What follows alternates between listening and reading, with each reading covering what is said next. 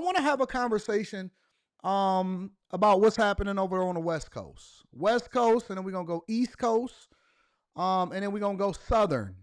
And then we're going to talk about Trump. He arrived in Saudi Arabia today. We're going to talk about that. Saudi Arabia has allocated about $600 billion that they're looking to invest in the United States of America.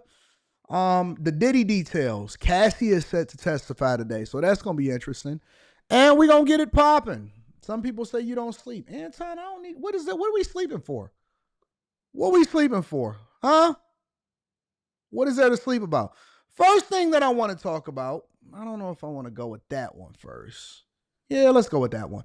First thing that I want to talk about is this New York official that shot at a door. I hate when they say allegedly. No, we looking at it on camera.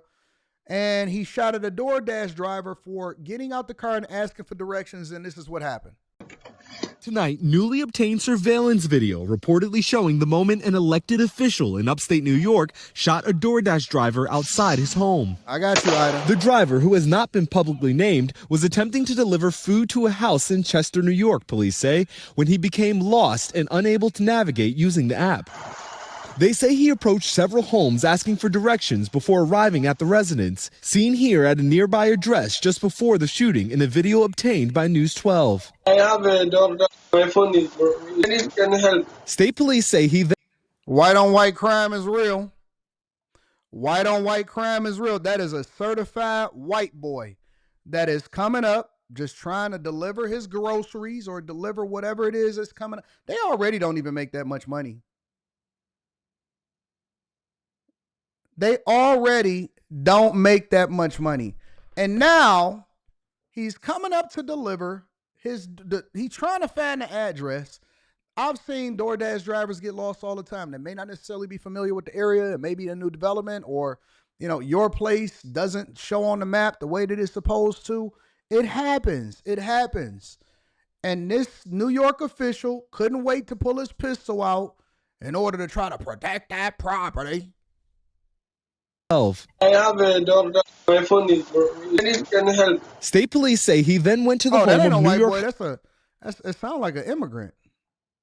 Nearby address just before the shooting in a video obtained by News 12. I have a daughter. My phone is broken. Can help. State police say he then went to the home of New York Highway Superintendent John Riley, who is also a federally licensed firearms dealer. Another video obtained by News 12 reportedly showing the 48-year-old walking out of his house.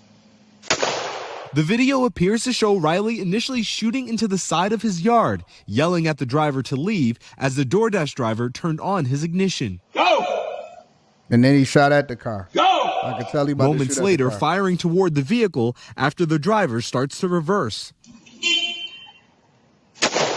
Shooting once more as the victim drove off. Police say one of the bullets struck the driver in the back, causing serious physical injuries. Riley tonight out on bail, but facing felony assault and criminal weapon possession charges, according to state police. Just shock, disbelief, disgust. I just can't believe that took place. Chester Town Supervisor says the town board is holding a special meeting Tuesday morning to consider calling for Riley's resignation. What are they considering? What is there to consider? I'm trying to understand what is there to consider. No, he should absolutely be fired. Why is it so difficult to get rid of officials that are obviously doing the wrong thing? And he's a licensed firearm instructor or licensed firearm dealer or something like that. What did they just say? Hold on, let me rewind this really quickly because I need to know all of the details. Criminal weapon possession. Go! Go! Moments later, firing toward the vehicle after the driver starts to reverse. Shooting once more as the victim drove off. Any accurate. Police say one of the bullets struck the driver in the back, causing serious physical injuries. Riley tonight out on bail, but facing felony assault and criminal weapon possession charges, according to state police. Just shock, disbelief, disgust. I just can't believe that took place. Chester Town Supervisor says the town board is holding a special meeting Tuesday morning to consider calling for Riley's resignation. We can't fire him. We can't unappoint him. We can't put him on leave of any type. he's elected. Riley did not return our request for comment. A DoorDash spokesperson saying, quote, "No one should ever fear for their safety just for trying to make deliveries in their neighborhood. Facts. We're devastated by the senseless act of violence, and we're wishing the Dasher a full and speedy recovery." This situation isn't representative of the town of Chester. You know, we are good people. You know, this is a complete outlier. No, in terms of, you know, nope. He's an official that works for the town, and until you fire him, it is certainly a representation of the town. We gonna keep the same energy across the board. When I see people that do things for the culture, or when I do see people do things over in Chicago, when they say, "Oh no, this is not a representation of that," yes, it is. Yes, it is. When I seen Tiffany Henyard doing things over there in Dalton until she got unelected and removed, it is an absolute representation of the town, because the town is the people that put her in office in the first place. And so until he's fired, and until y'all rewrite the contracts of these people that ultimately get put in these positions, you can't say that it's not a representation of the town. It is a representation of the town. It's 100% a representation of the town. As long as he's getting paychecks, as long as he's a representation of who you are, it is a representation of the town. When you get hired in corporate America, okay? When you get hired in corporate America, the reason why they go so hard on an executive search, they they go through and they look at everything. They go through and they research your social media. They want to know it don't even matter if you've already been hired into the company. Let's say you've been hired into the company and you've been working your way up through the ranks, and then you get to a certain level. Guess what? They go and research everything. They want to research your degree. They want to research. It's almost like you a brand new employee coming into the company. You know why? Because once you get to a certain level, you are the mouthpiece. You are a representation of the company, because they are the ones that are paying you, and you are the ones that are inspiring employees, and you also a face of the company. And that's why I said a lot of times, listen, I'm not interested in going past a certain place, because I know that my social media, or what it is that people feel about me online, could spill into what I did professionally. And so I just stayed low-key, chilled, until I eventually decided that it was up, and now I can say what I want to say when I want to say it. But yes, it is a representation of the town. And yes, the DoorDash driver should sue. Should sue the pants off and take this man's house. I want the DoorDash driver to get his house. I want him to get his car. I want him to get his pension. I want him to get everything, because you need to pay for the pain and suffering that you caused this young man. And it is a representation of the town until y'all get rid of him. On the flip note, though, over in Compton, I thought that this was a pretty interesting story that we need to share. We need to see more crime that's happening in the other communities too. It's not just in black culture and in black communities. It's 100% happening. And I bet y'all didn't know that in Compton, there's people that didn't look like you that was also committing crimes. Check it out.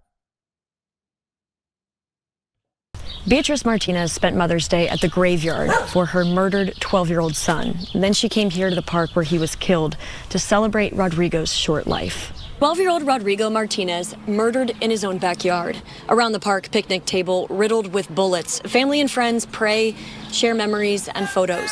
His little sister, 9-year-old Lexi, lights a candle in his honor. He was a really good brother. I love him so much. He was funny. He would always joke around with me. And yeah. Playing soccer.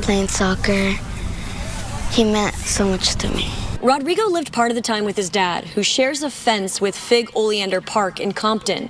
The Davis Middle School soccer player grew up playing with the neighborhood kids at this park on Orris Street, and it's where he took his last breath. On Friday at 4 p.m., witnesses watched a man wearing all black and a black ski mask shoot and kill the kid and then run off. He had been shot in his stomach, I believe, and he said it was right after school. His dad said it was 5 minutes, and he heard the shots, and he came running. On Mother's Day morning, homicide investigators arrested a 17-year-old based on evidence collected at the park. His mom says he was raised right, steered clear of riffraff, and can't fathom how or why this happened to her little boy. He actually got to give me my Mother's Day gift early, and God only knows why he does what he does. I'm going to advocate for our community, because there's a lot of things that need to change. You know, it's not okay for things like this to happen right outside of your home. at a park where kids are supposed to be playing. So I just miss, kids being kids again. And I really always encourage that on my son. The park does have a surveillance camera, but it's unclear if that aided in the arrest of the 17-year-old booked on murder and transported to juvenile detention. So y'all need to tell me how these people are just kids. No. What? 17, 18 years old? Hey, no. They're just children. They're harmless. They're just kids. Nothing happened. It's not a big deal. They're just kids. A 17-year-old pulled up in a ski mask and killed a 12-year-old in Compton. That should tell you that we need to change things that's happening inside of our cities, because it's not safe out here for your kids to even play in the front yard. Just got home from school, a 12-year-old playing in their front yard, and then they get killed by a 17-year-old that's wearing a ski mask.